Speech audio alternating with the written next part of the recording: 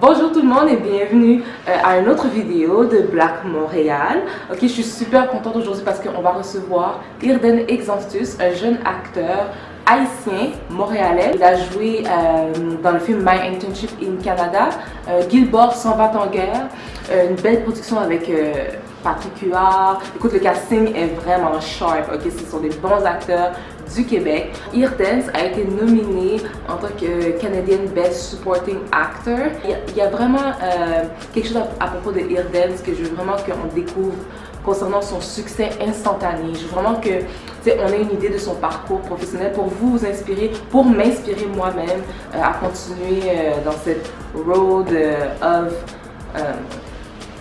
being black and successful. Bonjour tout le monde, bienvenue à Black Montréal pour ma première entrevue avec Irden Exantus, un jeune acteur de Montréal, donc haïtien. Ok, d'origine haïtienne. Donc, on va lui poser des questions pour savoir ce qui se passe dans sa carrière, puis comment tu t'es retrouvé dans un film avec Patrick Huard, avec une si grosse production. Comment tu t'es retrouvé là, Irden? Gilbert s'en va en guerre. En fait, Ouais. c'est un film dans lequel j'ai eu la chance de jouer un long métrage qu'on a tourné en 2014 et qui a été à l'affiche en 2015. Puis écoute, ça s'est vraiment fait c'est arrivé de nulle part. Je sortais du cégep, j'ai eu une audition pour un premier rôle dans le prochain film de Philippe Falardeau. Ok. Et c'est là qu'on m'a appelé pour une audition parce que j'étais dans une petite agence dans le temps. Oh, ok. Puis c'est là qu'on m'a dit qu'on cherchait un premier rôle pour un jeune stagiaire haïtien qui jouerait dans le prochain film de Philippe Falardeau. C'était ça mon personnage. Fait que là j'ai eu ma première audition. Puis c'était ma première audition à vie. Fait que là c'est là que comme... Wow. Tu sais, en même temps, il n'y avait pas de stress quand j'ai fait cette audition-là parce que j'en avais jamais fait, j'avais jamais eu d'audition de ma vie. Ben justement, tu ne devrais pas être stressé. Mais au contraire, parce que dans ma tête, je n'aurais pas le rôle. Ok. Fait que dans ma tête, c'était un moyen d'avoir une expérience pour comprendre comment fonctionne une audition. Ok. Fait que là, je me suis juste dit, regarde, je vais m'amuser, je vais donner tout ce que j'ai, je vais mettre même toute la sauce que j'ai. Comme je m'étais pas à cette audition-là, je m'étais habillé comme le personnage, j'avais mis une veste, une cravate, puis je m'étais habillé, chemise dans le pantalon, tout le kit. Comme un haïtien qui... Voilà, comme un haïtien qui... Comme un haïtien qui vient de débarquer. Et là, c'est là que j'ai fait la première audition. Ça s'était super bien passé. Mais encore là, j'avais aucune attente, comme je savais pas comment ça fonctionnait. J'étais juste vraiment fier de mon coup. Ouais. Un mois plus tard, on m'appelle pour un callback, qui est une deuxième audition. Puis c'est là que le stress a commencé à rentrer parce que j'étais comme, ok, là j'ai des choses à parce qu'ils sont intéressés. Puis la deuxième audition, c'est là que j'ai fait avec Patrick Huard.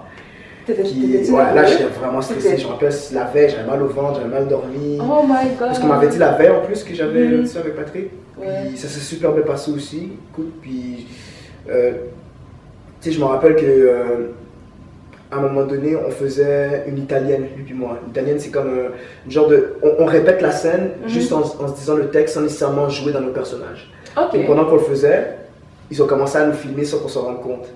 Puis déjà là, déjà que la chimie s'installait bien entre nous deux, ils ont juste décidé de nous filmer avant même qu'on commence à se tourner. Fait que là déjà, on voyait qu'il y avait comme une connexion entre deux, puis ça a fonctionné, ça fait super bien fonctionner. Puis là, c'est là que j'ai eu un troisième callback, une dernière audition, un deuxième callback en fait, une dernière audition. Ok.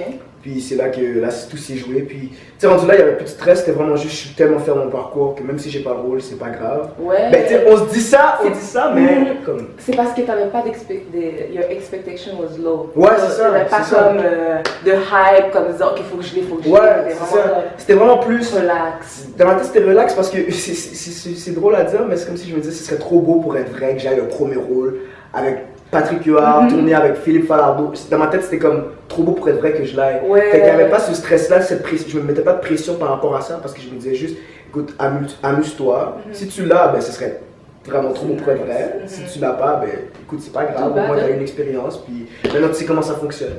Puis ça s'est avéré que j'ai eu le rôle. Puis je pense que c'est ça qui m'a aidé aussi de ne pas avoir d'expectation. Soit préparé en quelque part, Ouais. tu comprends, pour que l'univers, je sais pas si tu Non, je suis d'accord. pour que l'univers ou Dieu, tu comprends, mettre ça vraiment sur ton chemin, là, tu sais, parce que jusque quand tu finis le cégep, boum, t'as une autre. Ouais. Mais tu sais, je me rappelle de cette année, quand je repense à l'année 2014, Ouais.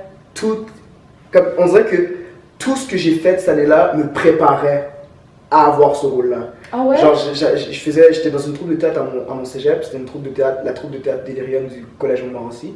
Puis dans cette troupe de théâtre, c'était ma dernière année au cégep, fait que j'étais dans la troupe de théâtre. Puis là, je me rappelle cette année-là, c'était vraiment une année comme où j'avais vraiment pu, tu sais, grandir dans le milieu, ben pas dans le milieu, dans le sens, grandir en tant que jeune apprenti acteur. J'ai appris beaucoup de choses, mon metteur en scène me poussait beaucoup pour justement comme faire grandir en moi cette passion-là. J'ai commencé à prendre, cette année-là, j'avais commencé à prendre des cours de jeu devant la caméra, des cours intensifs de jeu devant la caméra, parce que c'était important pour moi, parce que j'ai commencé vraiment à croire en mon rêve, en me disant que ça pourrait peut-être marcher, mais si je veux que ça marche, il faut que je mette les trucs de mon côté. Fait que je prenais des cours de jeu devant la caméra beaucoup, j'ai pris des cours de théâtre aussi, intensifs. Puis ça, je me rappelle dans ce temps-là, je disais à personne, parce que j'avais pas envie que les gens viennent gâcher mon rêve. Je le protégeais parce que comme je me connais, je sais que je peux être influençable, j'avais pas envie que les gens viennent jouer dans les plates-bandes puis me faire réfléchir dans le sens me dire ok, c'est peut-être pas une bonne idée. J'avais animé beaucoup, j'avais fait beaucoup d'animations, je faisais des sketchs devant le public où c'était un des techniciens loisirs de mon cégep qui m'aimait beaucoup, qui m'avait demandé 2 semaines avant un spectacle au collège Montmorency qui s'en était d'animer, puis il me disait que je pourrais faire des sketchs, il me donnait carte blanche pour faire des sketchs, pour faire ce que je voulais. Fait que je m'étais amusé, je m'étais vraiment. Fait on dirait que ça avait comme créé une genre de confiance, j'avais développé une genre de confiance en moi qui m'avait préparé justement à cette audition-là. Puis c'est là que comme. Tu sais, c'était pas professionnel, mais tous ces trucs-là m'ont aidé à avoir une confiance en moi puis à avoir. Ça t'a mené à ce moment-là, tu étais préparé pour le moment d'opportunité. Exact. C'est ça, c'est pas moi, ça c'est Oprah. Ça c'est Oprah. Ouais. Mais tu sais qu'est-ce que je trouve le fun avec ce que tu dis, pourquoi j'ai clapé, quand tu dis protéger ton rêve, de ne pas le dire à personne, de ne pas laisser l'influence de quelqu'un d'autre te parler out of it. Tu comprends? Excuse-moi, j'ai utilisé des termes anglais parce que. Non, pas trop. Moi, je suis I'm international, y'all. She's international. So, yeah. Tu sais, c'est une question aussi de se connaître soi-même. Admettons, moi je me connaissais, puis je savais que ce rêve-là était en moi, mais qui était très très très fragile.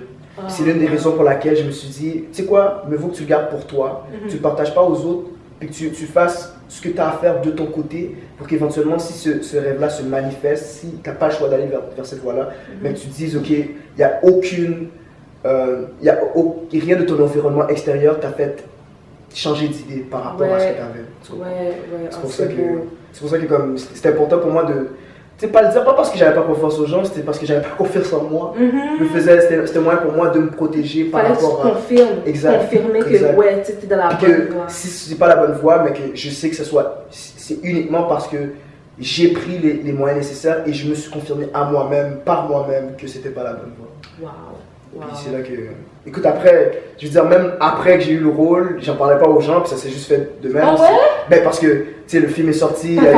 Voilà. Ben, ma famille, ma mère elle en parlait aux gens de la famille, puis tout ça, mais je veux dire, tu sais, quand les gens ont su que je faisais un film, les gens savaient pas que c'était autant grand. Les gens pensaient que c'était. T'as juste un petit rôle, ouais, fait que là, c'est quand. Regardez ça low-key. Ouais, c'est comme vraiment quand le trailer du film est sorti, que là, les gens étaient comme. Ouais, c'est ça. Là, ok, shit, ok, c'est sérieux.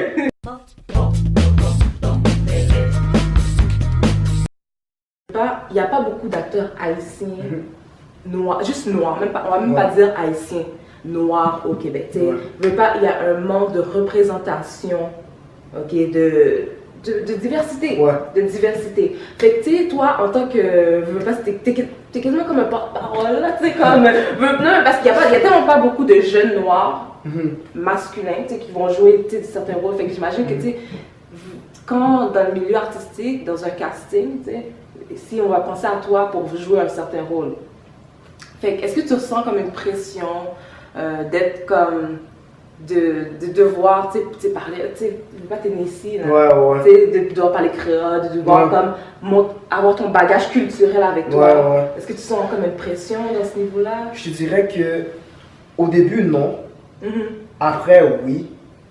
Puis, veux pas, ça s'est fait naturellement. Je me suis mis moi-même cette pression-là, justement. C'est à cause du rôle. Ouais, ben, c'est pas nécessairement à cause du rôle, mais à cause de tout ce que tout ce que ça, tout ce que ce rôle-là a apporté, dans le sens que le message, le message que, tu sais, que oui, un jeune noir peut réussir, puis peut avoir un gros rôle, puis peut avoir une certaine reconnaissance. Moi, je dirais que c'est moi-même qui s'est...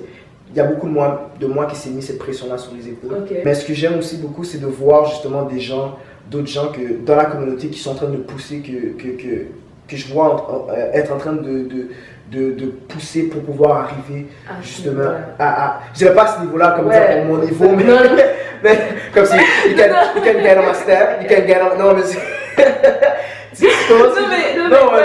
percer des portes. Ouais, c'est ça, d'ouvrir des portes. D'ouvrir des portes, puis c'est de vouloir justement changer les choses beaucoup. Tu sais, il y a beaucoup, c'est vrai qu'il n'y a pas assez de diversité, mais ce que j'aime voir, c'est voir les gens qui sont prêts à faire les efforts nécessaires pour que ces changes-là changent. Que ce soit justement les gens de la diversité, mais aussi je vois des gens qui ne sont pas à la diversité, les Québécois qui sont en train de... les Québécois, les Blancs, qui sont en train de... Parce qu'on est aussi Québécois, mais c'est vrai, des gens qui ne sont pas de la diversité, qui sont en train d'essayer de prendre les moyens nécessaires pour que ces trucs-là changent.